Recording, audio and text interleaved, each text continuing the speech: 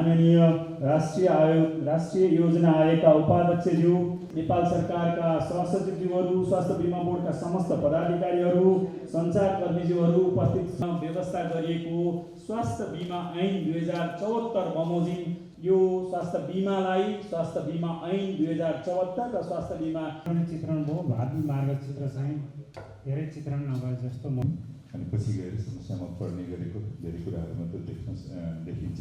3500 रुपियाँ जनताले दिने अनि 1 लाख रुपियाँसम्म सरकारले वचन दिने गर्ने भनेर त्यतिको सेवा बिमितहरूलाई चाहिँ दिने सर्भिस भनेर चाहिँ राख्ने अनि रकम सकम पुर्याउन नसक्ने हामी अनि यसको धेरै कमजोरीहरू देखियो, अति धेरै कमजोरी।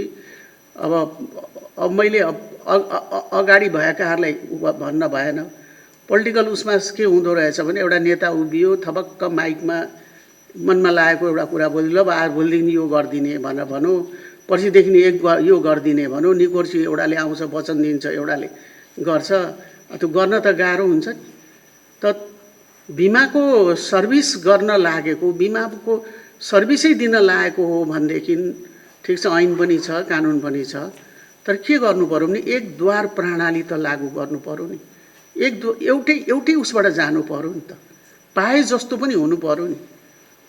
अब एकातिर चाहिँ 90-98 कतिवटा औषधि दिएको छ, त्यो कहीँ सडेर जान्छ, जनताले पायो कि पाएन, या जसले दिनुपर्ने हो त्यसले बेचेर खायो कि त्यो हेर्नु चाहिँ छैन। अनि राज्यको पैसा त एउटा यो त हावामा आएको पैसा त होइन नि। त्यो हो के भन्दाखेरि पब्लिकले जनताले दिएको घाँस काटेर दिएको हो नि त, कर हो नि त त्यो त। अथवा विदेशबाट कतैबाट सहयोग आएको पनि जनताको नाममा आएको, पब्लिकको नाममा आयो। मतलब आम 3 करोड जनताले यहाँ देखिएको अहिलेलाई हामी बिमित भएका मान्छेहरूको सङ्ख्या 16,17,085लाई 3 करोडले दिएको करले 16,17,085 जनालाई को सुविधाको निम्ति दिएको। यतिलाई चाहिँ के मान्यो भने यिनीहरू चाहिँ मतलब के छ भने अलि निमुखा हुन्, भएका मध्येको निमुखा हुन् भनेर नै यो सुविधा दिएको हो। अब सुविधा दिन्छु भनेर 10वटा बाटो देखाइदिने। हिजो अस्ति पनि यहाँको उसले नगरपालिका के अरे महानगरपालिकाले एनाउन्स गर्यो कि हामी वृद्धलाई गर्छौँ भनेर। अब नेतागिरी गर्ने हिसाबबाट बोलिदिँदा त जे पनि हुन्छ, त्यो त केही फरक परेन।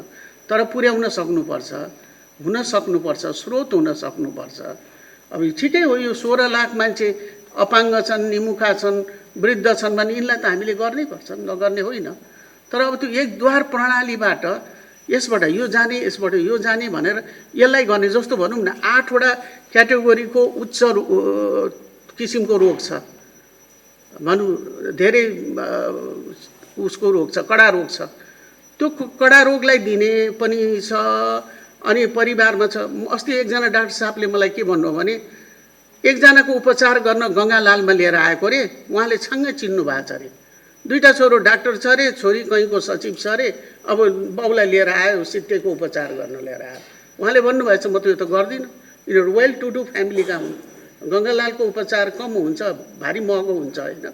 अब यो उपचार त म दिन सक्दिनँ, उहाँहरू सक्षम परिवार हो भनेर चाहिँ उहाँले भन्नु गरे। अब त्यो त भएन नि।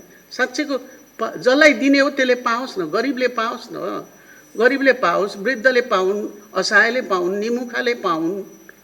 अनि त्यस्तो भए हुन्छ। अब दिने भनेर सबैलाई दिने भनेर त यो अब यस्तो भएको रहेछ है। यो हाम्रा बेलामा भएका होइनन्, पहिले बेलामा अब हाम्रा नेतावर्गहरूले उहाँले चाहिँ महान भनौँ एउटा सबैका लागि सोचेर, धर्म सोचेर गरे होला। अब जनतालाई केही गरौँ भनेर गरे होला। तर यो एक द्वारबाट भइदिएको भएदेखि कसलाई कति खर्च भयो हरेक चिजको। एउटा राज्यबाट कुनै एउटा भनौँ न एउटा खान नपाउने अवस्थाको एउटा चाहिँ वृद्धलाई भनौँ न एउटा समयन एज हामी वृद्धलाई दिइरहेछौँ नि त, वृद्ध भत्ता भनेर दिइरहेछौँ।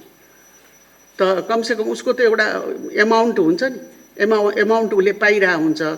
भलै त्यहाँको पदाधिकारीहरू स्थानीयले मरेको नाउँमा पनि लेखा होलान्, त्यो त सरकारको काम हो खोज्ने भन्ने। कसले कसलाई गलत गरिरहेछ त्यो त हेर्ने काम हो।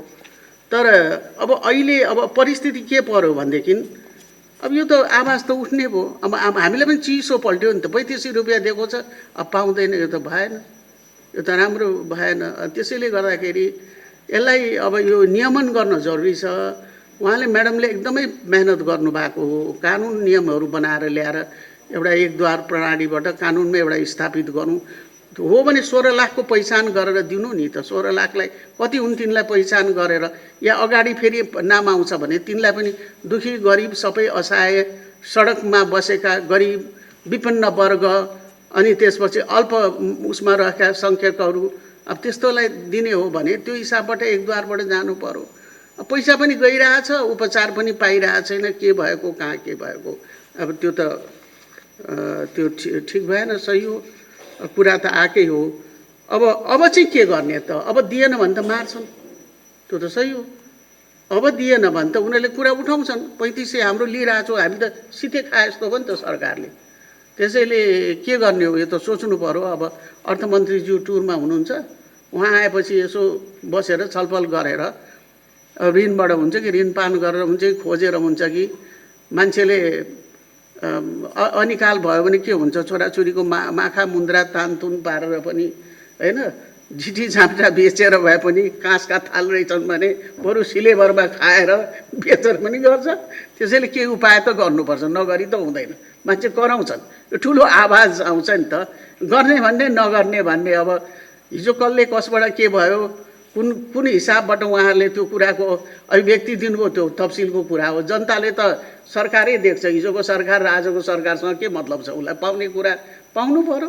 अनि यही भएको हुनाले यो प्रोग्राम राखेको हो। म्याडमले एकदम मेहनत गरिरहनु भएको छ र यसमा चाहिँ ठुलो, यसैमा मलाई लाग्छ 4 महिनादेखि 3 महिनादेखि लागिरहनु भएको हो। हामी सबैलाई भनेको पनि हो, उहाँले हामीले बेला बेलामा झल्काउनु पनि भएको हो।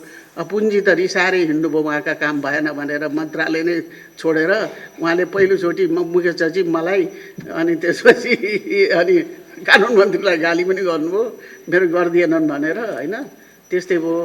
अनि त्यसैले यसलाई हामी यो रूपमा नलैजाउँ, कसरी अब बसेर छलफल गरेर, अब हामी त जिम्मेवार छौँ नि, जिम्मेवार हो, सरकार जिम्मेवार हो।